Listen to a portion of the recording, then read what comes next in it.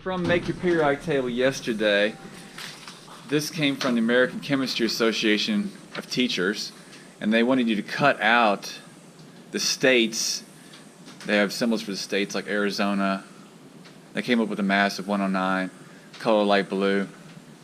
And you were supposed to pick a state symbol and maybe associated with, I would have said brittle solid, because it falls in that group there. And then a similar mass, maybe 178 and KY. So they're organizing these based on solid and also based on the masses. Starts with the M.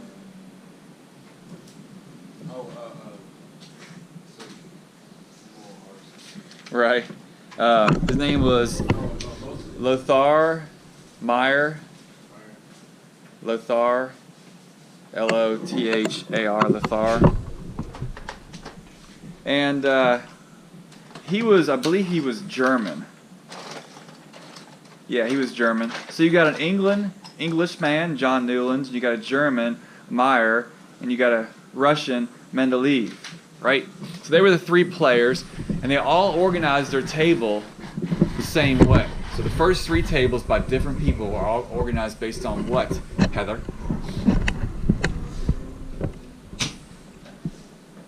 Starts with the A. Yeah, starts with the A. Eliza, starts with the A. 2 words. One starts with the A, one starts with the M. Well, don't spit it out. Adam raised his hand. Adam. Atomic mass. Why is organizing the periodic table based on atomic mass wrong? Eliza. Okay. Joseph. Now we talked yesterday about cobalt and nickel. Remember cobalt and nickel? Those were the examples we gave yesterday. And on the periodic table, if you look at cobalt and nickel, based on the masses, you'll see that nickel has a mass of 58.693, whereas cobalt has a mass of 58.933. So they should actually be switched. That is, cobalt should be in the 10th group, nickel should be in the 9th group based on atomic masses. And the reason for that is what? Starts with the N. Raise your hand.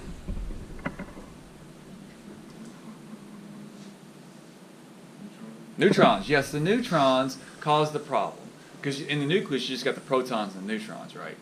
So Henry Moseley, he was the one who determined the atomic number, and that separates the neutrons. It kind of gets them out of the way. Because in an atom, you can have more than one neutron. You can have more than one one-to-one ratio.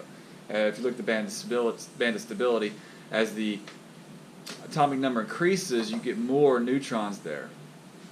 And what do the neutrons do?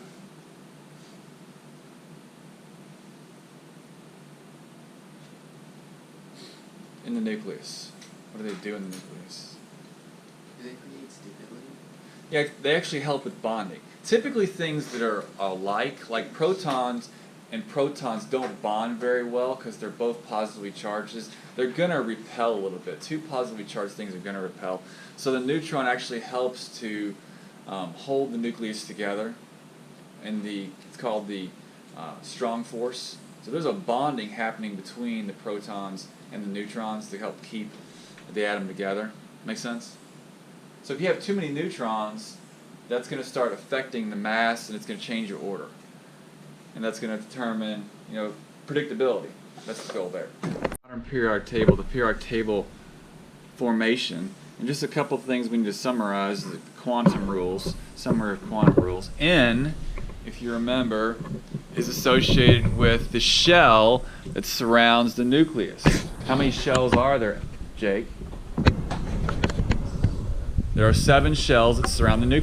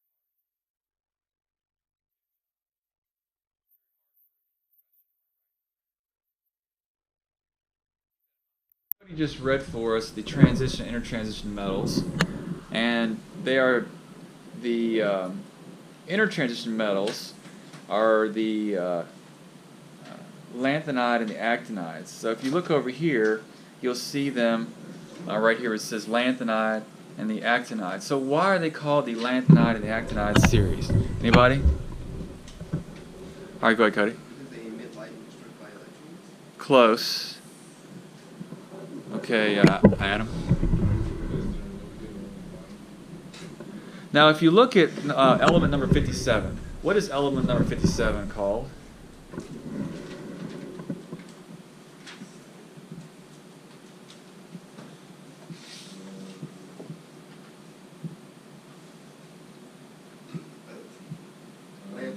Lanthanum, right? So, lanthanide series, you think they all behave like lanthanum?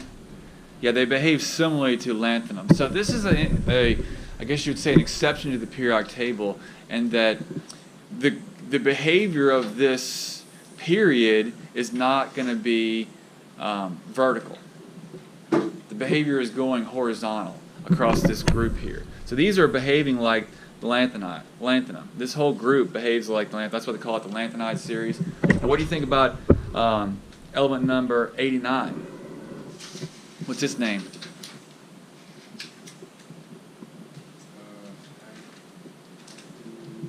Actinium. So the actinide is very similar to that element. So once again, the horizontal row is going to behave like the actinum element. So just yeah. So just be aware that in this situation, the pattern changes a little bit. It's kind of an exception to the pattern. Remember, these are not the main group. They're not following along with the law of the octaves. Their behavior is basically going to be determined by nonmetals.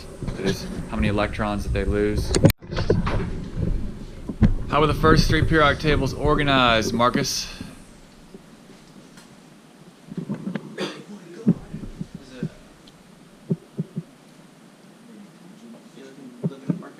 No, you're saying. Go ahead. Okay.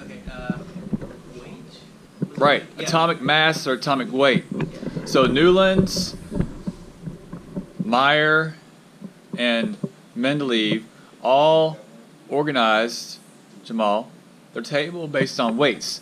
Now, the problem is, if you look in the book where the periodic table is, you'll see cobalt and nickel would be placed in the wrong group if that was true today, because cobalt and nickel have different weights, right? So if you look on the periodic table, you'll see 9 and 10, group 9 and 10, will be flipped. Now this is because of one thing. It starts with the N. Marcus? It starts with the N. Anybody know? Yeah, the neutron. Who said that? Good job. Come on. Yeah, the neutron is what causes this problem, because you can have, it's more than a 1-to-1 ratio as the atom grows. So the first 19 elements, it's 1-to-1, but as you get past 19, it can become 2-to-1. Because you have more neutrons, that's going to affect the pattern, like you see when you get to nickel and cobalt. Now, what is the role of the neutron, Dewan?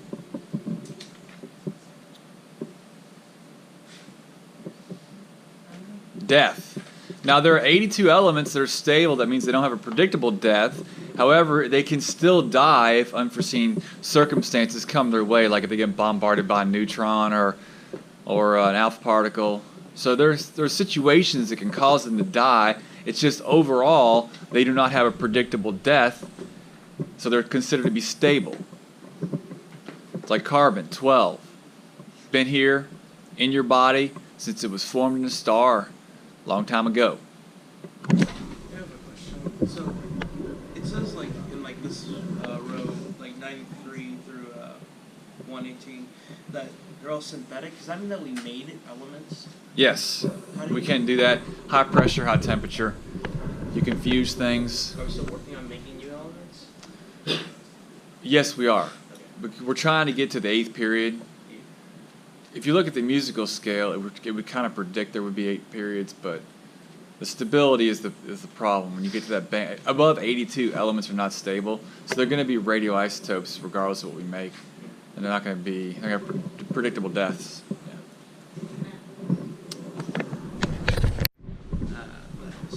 Elements from the lanthide series are used extensively as phosphorus substance that emit light when struck by electrons. Because it's strong in light, the transition metal titanium is used to make frames for bicycles and eyeglasses. We're on page. Non-metals are elements that are generally gases or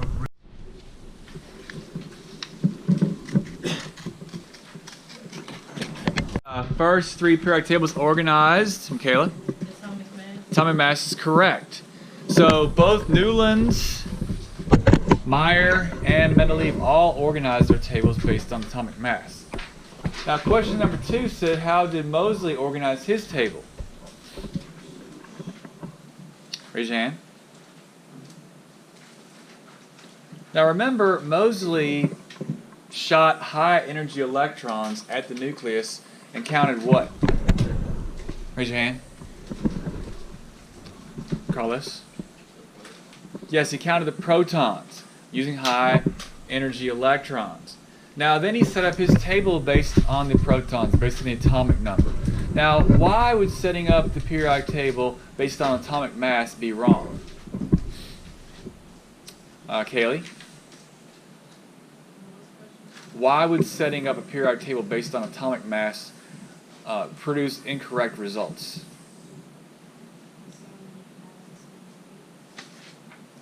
Okay, if you look at the mass is composed of what?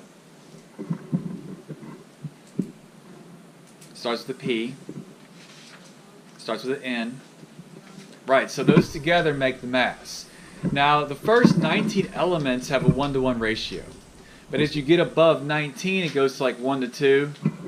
1 proton for 2 neutrons. So that's going to start affecting the atomic weight as the neutron number changes.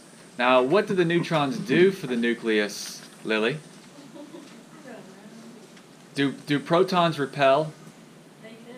Yeah, they do, because they have the same charge. So the neutrons help bond the nucleus together. They're also associated with what starts with a D? Lily? Death. We had to talk about death today. Yeah. Now remember, there are 82 elements that are stable. It means they don't die, Lily. I know life isn't fair. You have to be unlike the stable isotopes. You'd think there would be someone walking around who would be that stable isotope, right? Like the Superman movies, Thor or something. There should be a human walking around that's stable. Look, I've been here millions and billions of years. I'm stable, like the stable isotopes. We just haven't found that missing link yet. Maybe there's a tree that used to exist on the planet and we ate it to death, like the dodo bird. Yeah, killed it to death. Was that a real thing? Yeah. The two sets of intertransition metals known as the... What was that? Lanthanum is the same thing as lanthanide. Well, it's not the same thing, but the lanthanide series basically is associated with lanthanum. What that means is that the elements in this group all behave like lanthanum. Now that's a little bit different in the periodic table. It's kind of an exception because usually when we say group, we're talking about a vertical group. This is a horizontal group. This F block here, it's not really a block, it's kind of a period. Is everybody clear there's an exception happening? So the lanthanide series, they all behave like lanthanum. Like we were talking about with oxygen and sulfur in the 6 group. So if you look on the tape, this thing that I gave you here, it's actually the oxygen group. It's group 16 when you came in the door. So this handout I gave you shows you the group, the alkali, number 1, number 2, the alkaline, 3 to 12, just transition, 13 earth metals, 14 carbon. So the boron group is the earth metals, and the nitrogen group, oxygen group, halogens, and the noble gases. So these are the group names. So when we're doing another periodic table today, you have an idea of actually how they're named.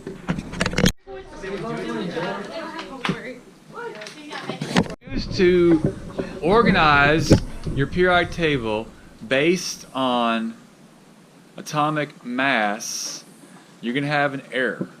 And the reason goes back to the band of stability. You remember the band of stability? I just gave you a hint. It was because there'd be an imbalance with the neutrons? Right, the neutrons. Do I get 5 points? I'll give you 5 points. The whole point is that the neutrons are at a 1-to-1 ratio just to the 19th element. And then past that, you go two neutrons per 1 proton. So as you start changing the neutrons, it's going to have an effect on where your element's going to fall in your particular pattern. Make sense?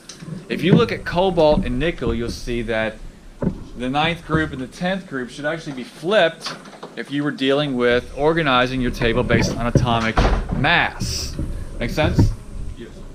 Now, what does the neutron do for the nucleus? What does the neutron do for the nucleus? Determines death also, but what does it do actually in the nucleus though? Doesn't it balance out the electrons and protons? Close. Nate, what does the neutron do in the nucleus?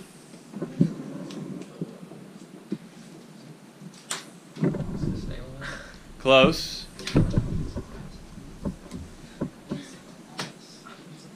Do protons repel? Yes. Yes, they're of the same charge, they're going to repel. If you had a nucleus of just protons, would it stay together? No. Yeah, it's like glue. It helps bond the thing together. I'll give you some points. The second element, helium, contains 2 protons and 2 electrons. Based on the off-bound process, it is... M sub S mean?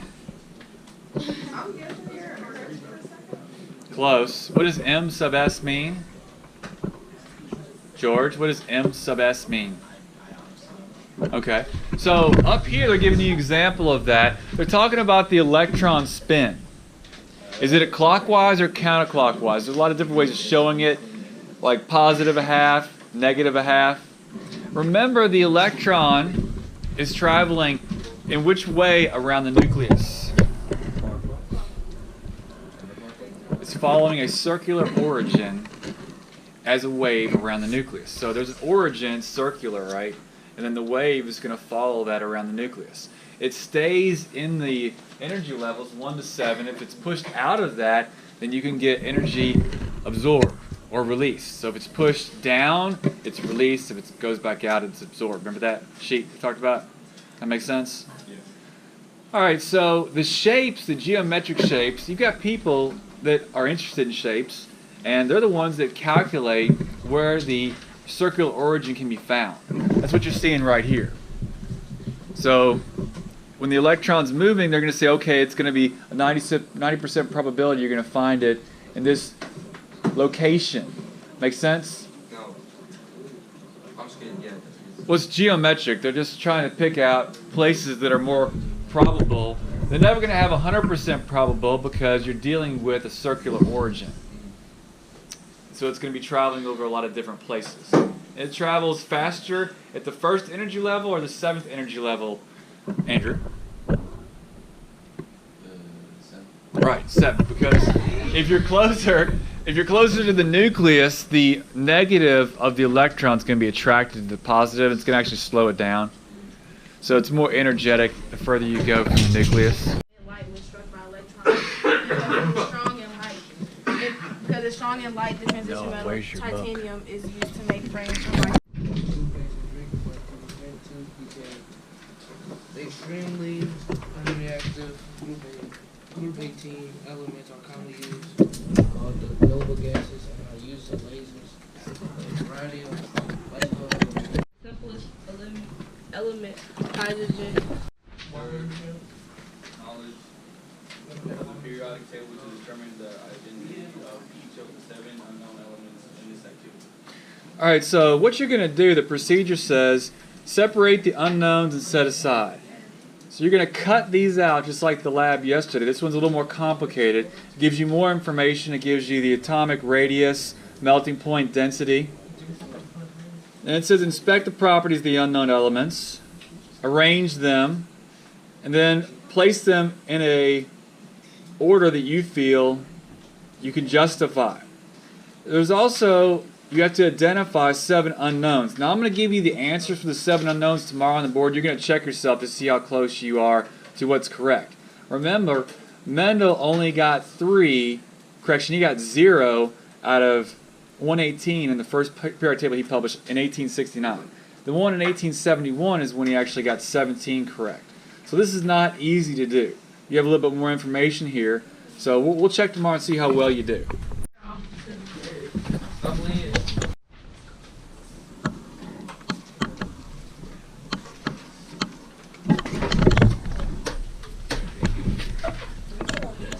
Stop it. Your neck gives you the pose. No, stop it. Stop it. Yeah, sweet. I don't see there. He doesn't cut. I told you after. Cut and paste assignments usually leave a little bit of paper on the floor, but overall they did a really good job cleaning up after themselves.